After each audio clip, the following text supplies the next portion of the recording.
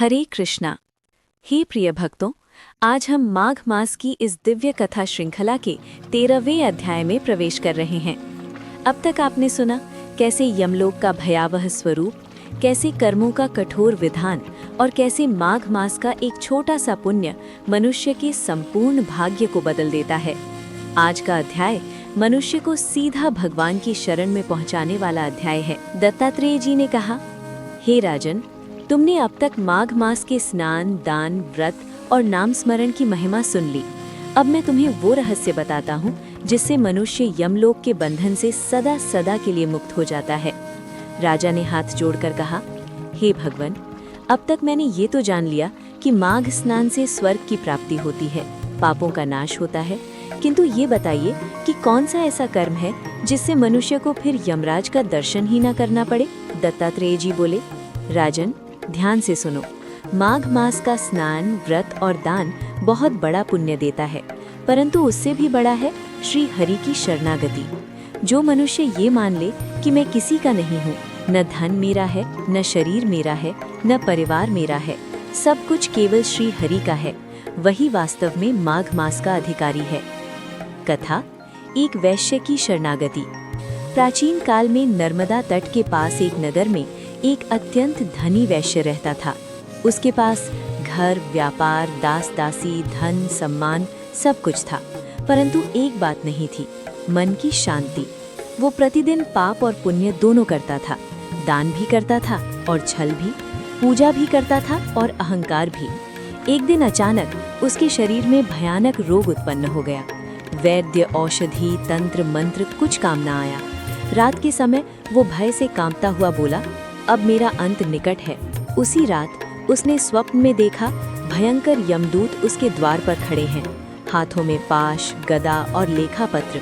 वो रोने लगा, हाय, मैं तो माघ मास में भी स्नान करता था, फिर भी यमदूत। उसने अपने जीवन को देखा, उसे स्मरण आया, मैंने स्नान तो किया पर मन नहीं बदला, मैंने दान तो दिया पर अहंकार नहीं छोड़ा, मैंने भगवान का नाम तो लिया पर भरोसा अपने धन पर रखा।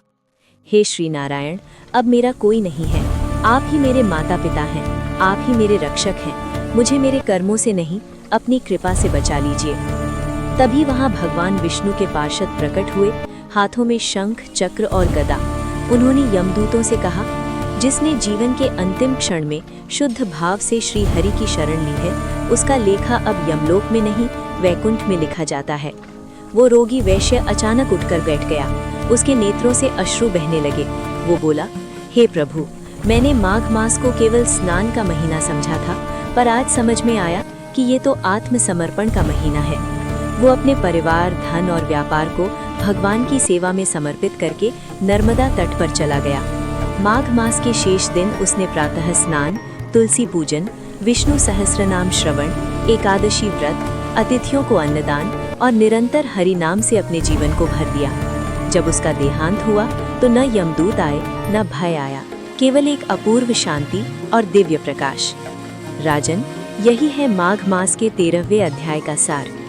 केवल कर्म नहीं, केवल स्नान नहीं, केवल दान नहीं, बल्कि भगवान श्री हरि की शरणागति। उसने बिस्तर पर लेटे लेटे कांपते स्वर में केवल यही कहा, गोविंद गोविंद गोविंद। उसी क्षण यमदूत रुक गए, उनके मुख का तेज नष्ट हो गया। वे एक दूसरे को देखकर बोले, ये जीव अब हमारा अधिकार नहीं है। राजन, माघ मास में यदि मनुष्य स्नान करे और साथ में अहंकार को धो दे, दान करे और साथ में अभिमान को त्याग दे, नाम ले और साथ में भरोसा केवल भगवान पर रखे, तो समझो उसका जन्म सफल हो गया।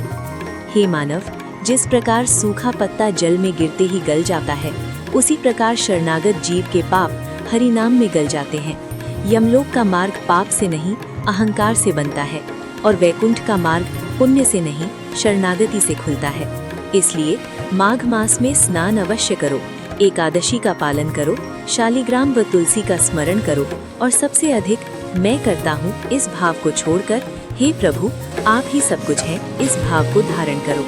तो हे प्रिय भक्तों, आज आपने सुना माघ मास महात्म्य अध्याय 13, जिसमें हमें ये अमूल्य शिक्षा मिली कि बिना शरणागति के सभी पुण्य अधूरे हैं। यदि आपको ये कथा आपके हृदय को स्पर्श कर गई हो तो कृपया इसे अपने परिवार और मित्रों के साथ साझा करें।